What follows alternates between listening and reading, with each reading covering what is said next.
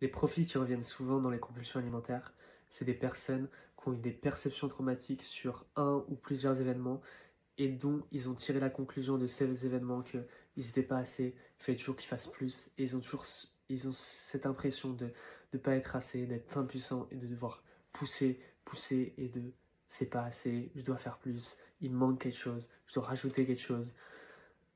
Ils ont aussi souvent des parents qu'ils ont perçus durs ou qui leur ont dit voilà, t'as 17, pourquoi t'as pas 20? Ou t'as 10, pourquoi t'as pas 15?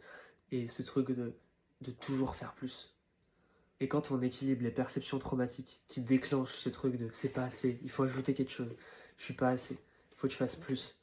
Quand on équilibre ça, la personne est en paix, la personne est est davantage plus douce avec elle-même. Elle ressent de la paix, elle ressent qu'il n'y a rien à ajouter, il lui a rien manqué, il n'y a rien qu'il faut qu'elle fasse absolument.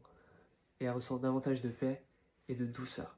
Et du coup, cette douceur, elle se la donnait avant en fait. Elle se la donnait dans les compulsions, dans le sucre, dans les yaourts, dans plein de choses que tu peux manger. De manière compulsive, tu te donnes de la douceur. Mais quand justement la douceur, tu la ressens en toi, t'as plus besoin d'aller la chercher à l'extérieur.